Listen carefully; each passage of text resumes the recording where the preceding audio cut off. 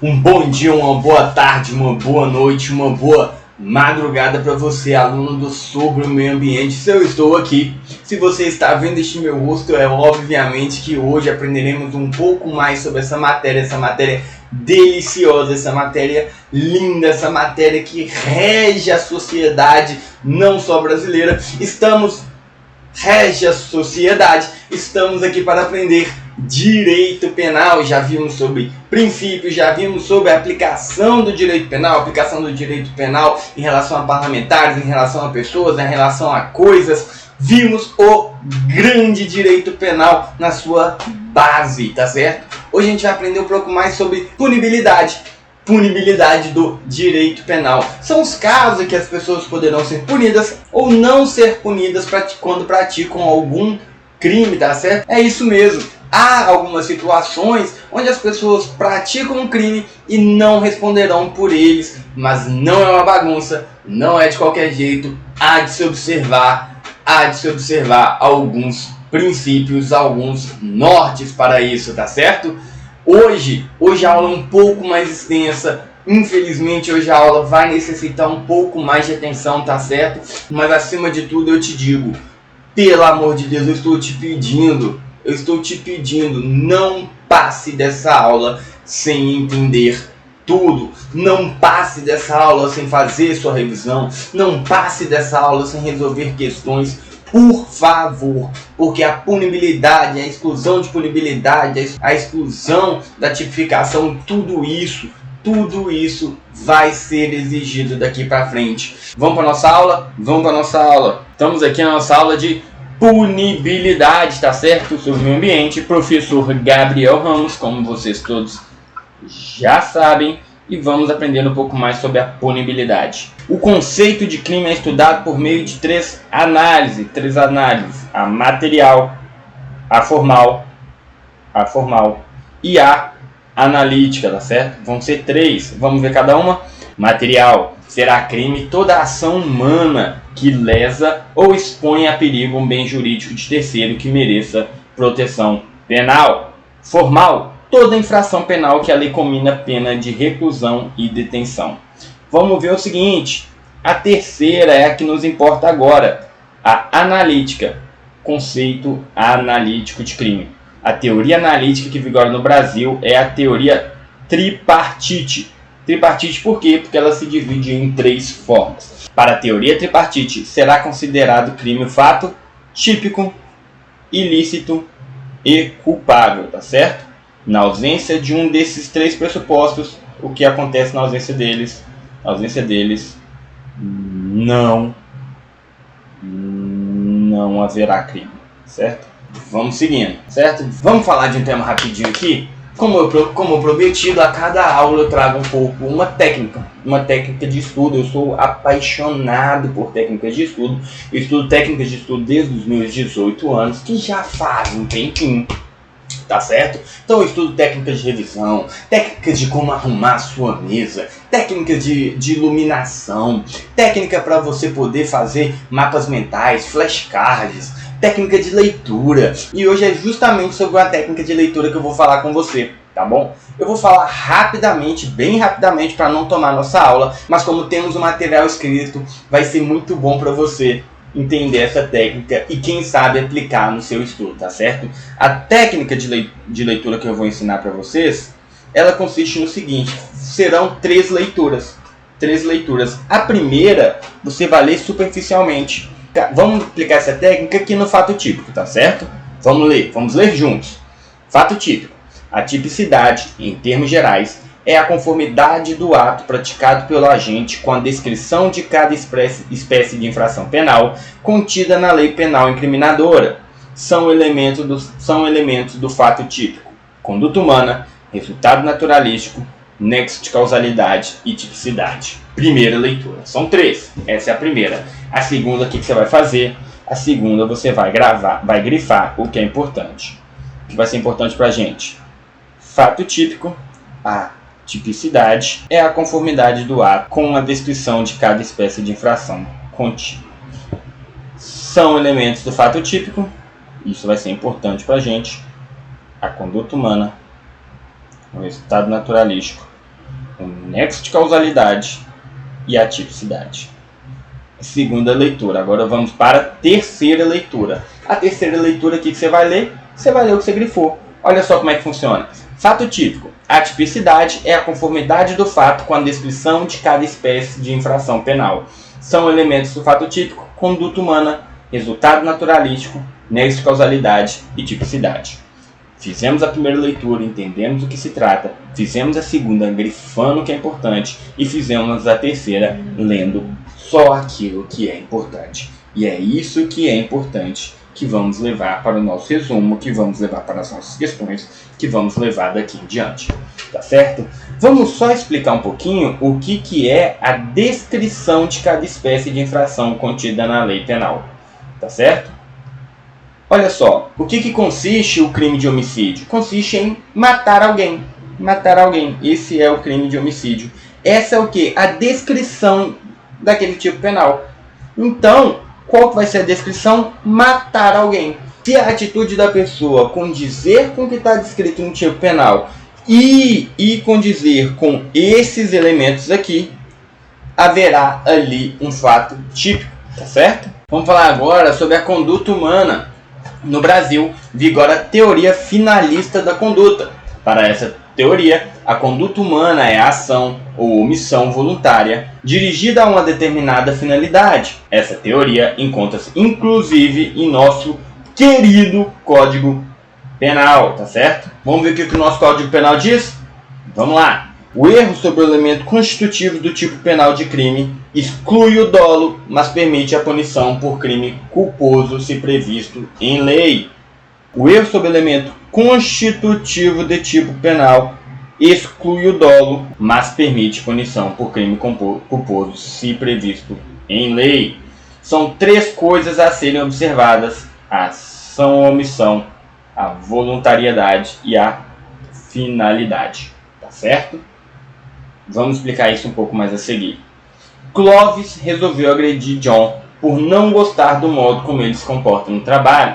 Nesse caso, temos a ação, a agressão, a vontade e a finalidade, lesar fisicamente John. Apesar de ser necessário o dolo, vontade, o nosso Código Penal permite, em alguns casos, a culpa. Certo? Veremos mais sobre a culpa, mas adianto, o crime culposo é quando não há vontade. Isso aqui eu coloquei só para explicar o que é a culpa que está lá em cima. O nosso foco agora vai ser o seguinte. Para haver tipicidade, terá que haver, vamos lá, ação ou omissão, voluntariedade e finalidade, certo? Nexo de causalidade. Aqui eu vou precisar que vocês prestem muita atenção, muita atenção. O nexo de causalidade é responsável pela definição do crime através do seu resultado. Através do resultado, veremos como aquela ação será enquadrada, tá certo? O resultado de que depende a existência do crime somente é imputável a quem lhe deu causa. Considera-se causa a ação ou omissão sem a qual o resultado não teria ocorrido. Simples, fácil e prático. O que vai ser a causa? A ação ou a omissão sem a qual o resultado não teria ocorrido. Se o resultado não fosse ocorrer sem aquele fato, aquilo é a causa, tá certo? Aquilo é a causa.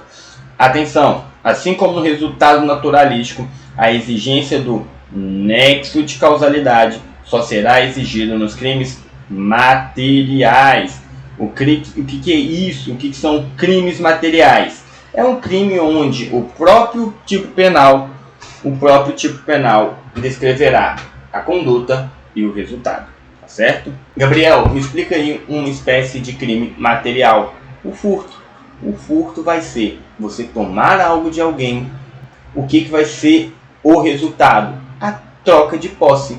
A troca de posse, aquele item era seu, agora está comigo.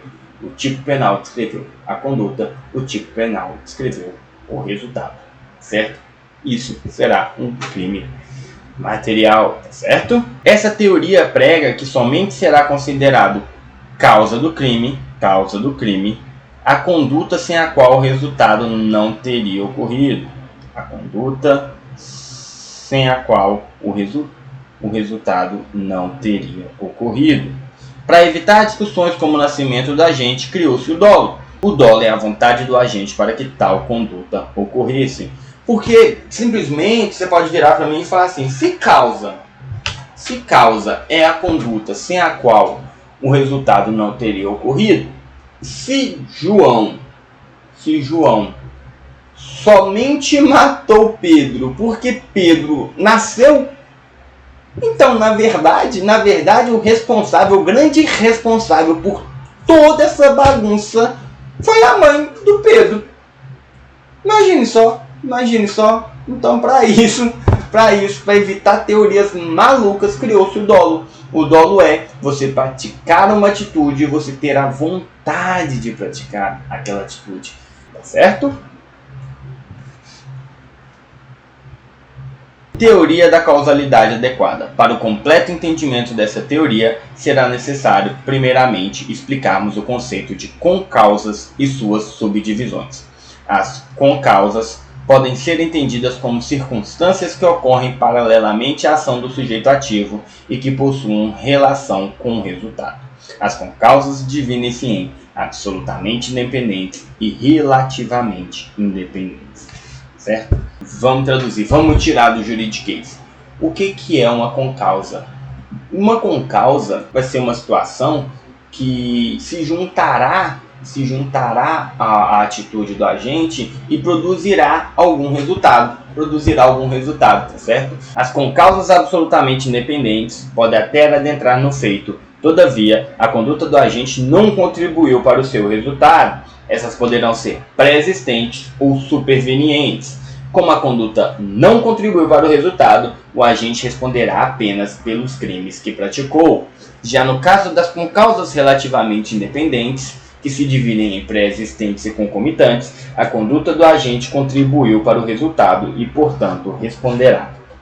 Por isso, então vou trazer aqui para você um exemplo de concausa absolutamente independente. Vamos supor que João resolva matar o seu desafeto, Pedro. Novamente, Pedro é a vítima do João. Pelos meus exemplos, João realmente não gosta de Pedro e uma hora vai chegar a vez de Pedro morrer. Tá certo? Porque João tenta tanto e quem acredita sempre alcança. E João continua tentando matar o coitado do Pedro. Então João fala: é hoje. Hoje eu vou pegar Pedro. Separou ali um veneno que ele fez. Ele viu em Breaking Bad que é possível fazer veneno por meio do óleo da mamona. Pesquisou ali no Reddit, pesquisou no YouTube. E ele falou assim: é hoje que eu pego Pedro. Fez um veneno da mamona, e só que tinha um porém. O veneno que João fez precisaria de 5 horas para fazer efeito. Então João foi e conseguiu colocar o veneno na bebida do Pedro, mas enquanto ele esperava dar 5 horas para o veneno fazer efeito, Pedro tinha um outro desafeto. Pedro tinha que parar de arrumar problema, né? No meu ver, Pedro tinha que parar de arrumar problema com todo mundo. E aí Pedro tinha um outro rival, o Afonso. Afonso estava com mais raiva ainda de Pedro. Afonso foi lá, pegou um 38 que tinha do seu avô, descarregou em Pedro, levando Pedro a óbito. Veja bem, João tinha envenenado Pedro. Pedro já ia morrer. Mas veio Afonso e matou Pedro antes. E aí como é que fica, Gabriel? Porque um já tinha tentado matar, o outro conseguiu. E para a lei, como é que fica? Como foi uma concausa absolutamente independente, o João não sequer sabia que Afonso ia tentar matar Pedro. Como foi absolutamente independente da vontade de João, João responderá apenas pelo crime que ele praticou. E qual foi o crime que João praticou? Tentativa de homicídio qualificado. Tá certo? Tentativa de homicídio. E Afonso, obviamente, responderá pelo homicídio consumado. Tá certo? Mas vamos ver aqui, ó. Essas concausas poderão ser pré-existentes ou supervenientes.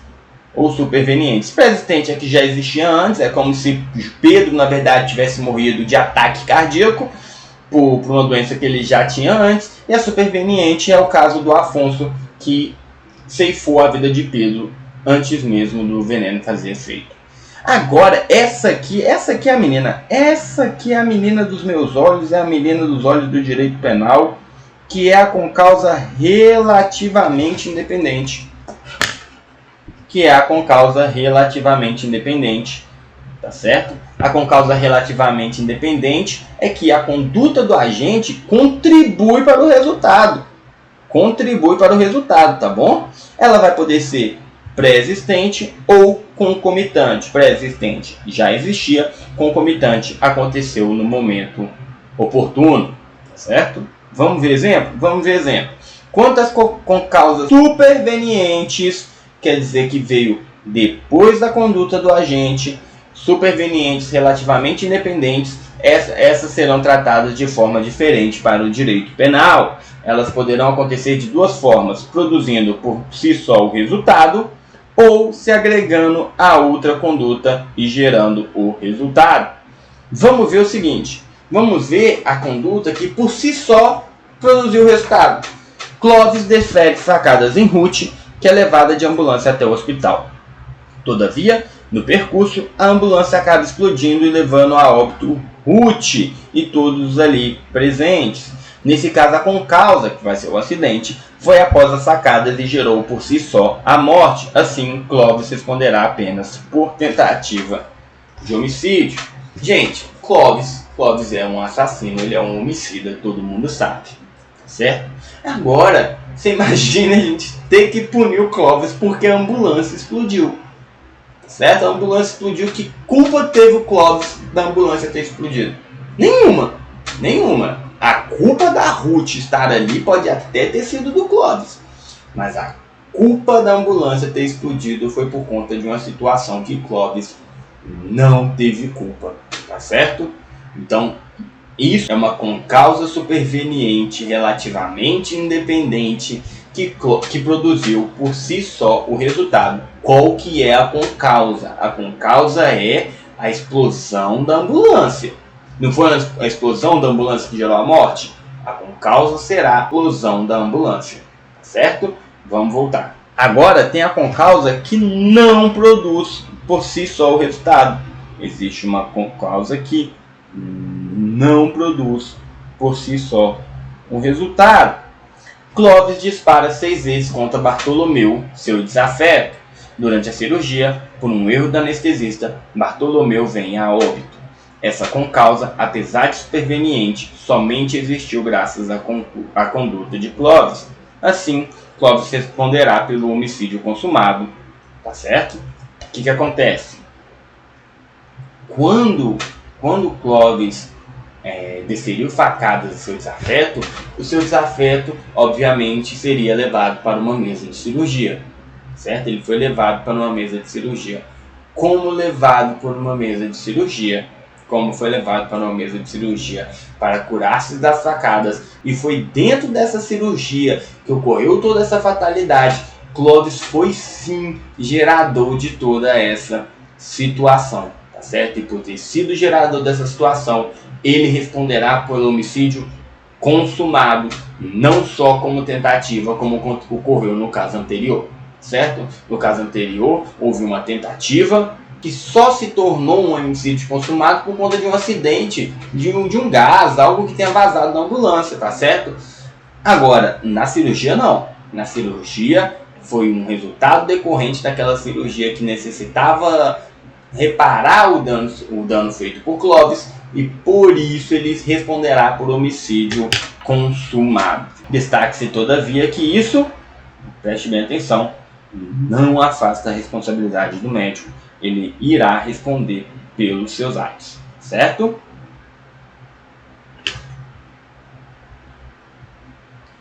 Vamos lá. Sebrasp 2021, Tribunal de Contas do DF, Procurador, concursão. Vamos lá. A superveniência de causa relativamente independente. Ó, isso aí a gente já aprendeu, a gente sabe o que é isso. que produziu por si só o resultado danoso não exclui a imputação. Vimos o caso com causa relativamente independente que produziu por si só o resultado, e essa com causa, como ela produziu por si só, ela vai sim excluir a imputação, certo? Certo. CESP 2019, DPE-DF, defensor público, hein? A superveniência de causa relativamente independente da conduta somente excluirá a imputação do resultado nos casos em que, por si só, ela tiver produzido o resultado, certo? A gente viu que quando ela produz por si só o resultado, ela irá excluir a imputação. Teoria da imputação objetiva. Teoria da imputação objetiva.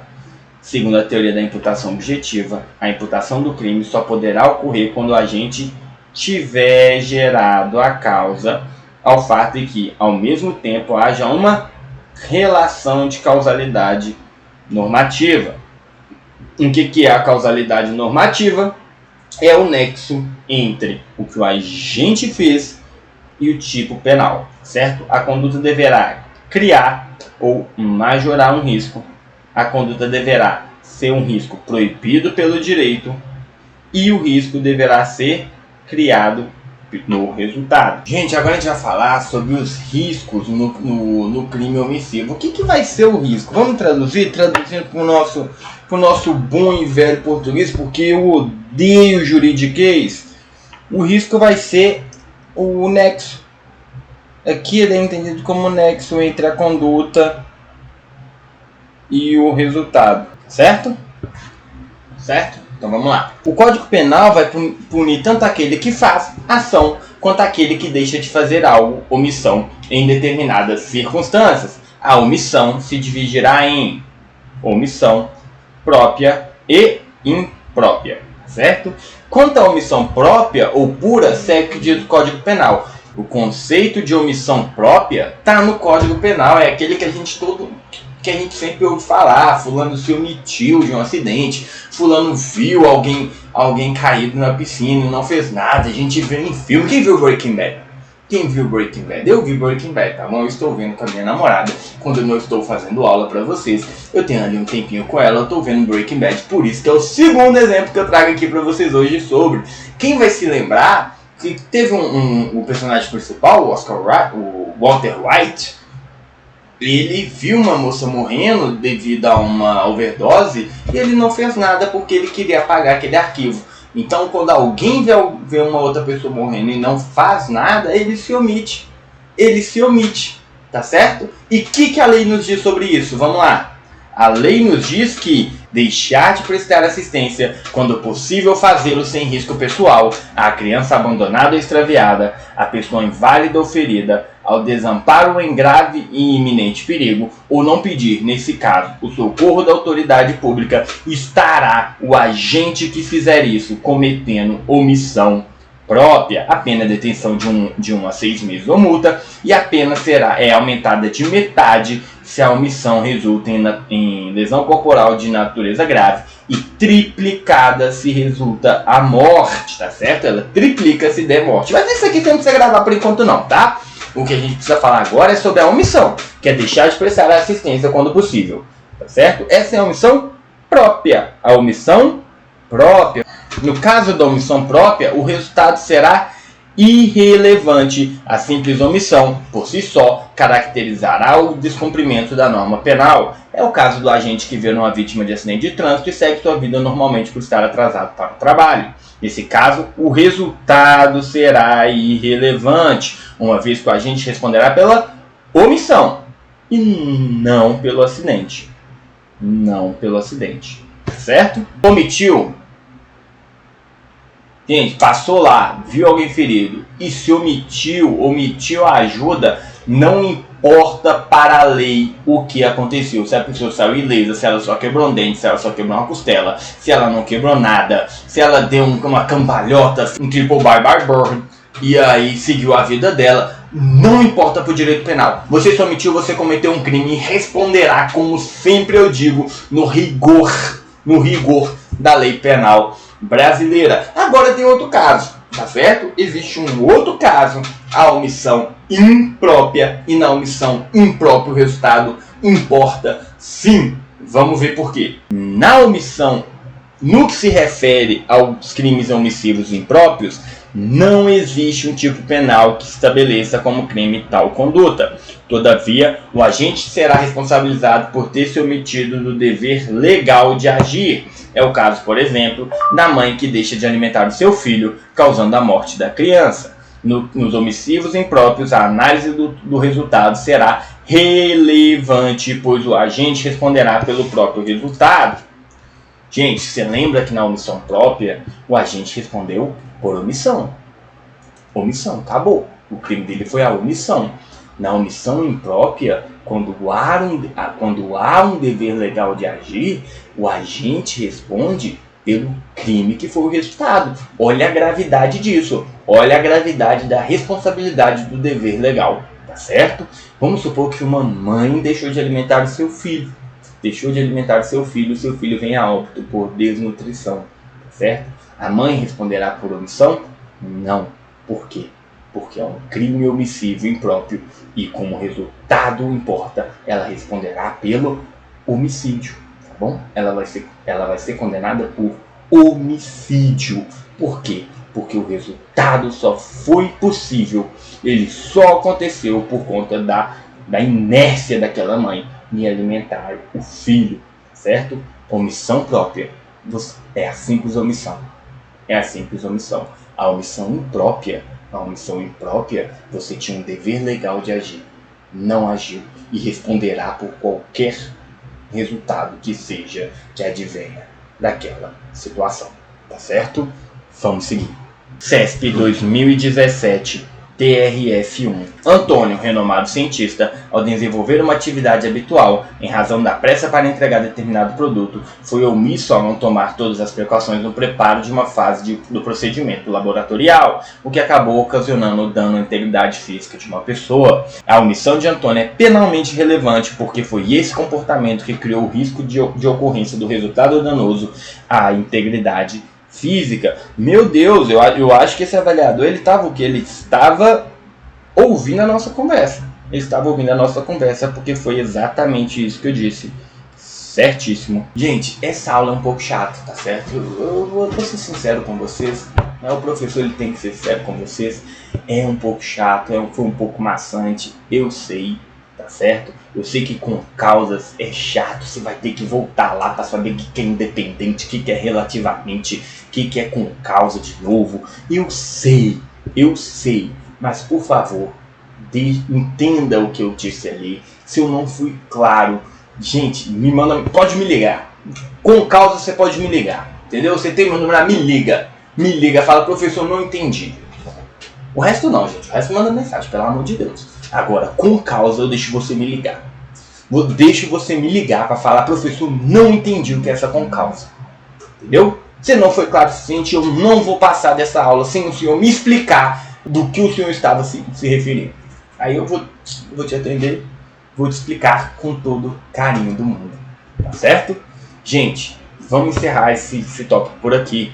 Sabemos, meia hora de aula, o que você vai fazer? Você vai sair, vai abraçar sua esposa, vai abraçar sua mãe, você vai abraçar o seu filho, você vai abraçar o seu cachorrinho, vai fazer glub pro seu peixe. Eu não sei se você tem um peixe beta, talvez você tenha um peixe beta, talvez você tenha um peixe zoiudo. Você vai lá, vai falar glub pro seu peixe, vai fazer um carinho no seu gato, vai respirar, piscar, olhar pro céu, piscou, beber uma água, 5 minutinhos, 10 minutinhos longe do celular. Eu vou saber se você mexeu no celular nesse tempo. Tá bom? Dá uma descansada. Daqui a pouco você volta para ver um pouco mais sobre o nosso querido, o nosso amado, o nosso, que delícia, direito penal. Tá certo?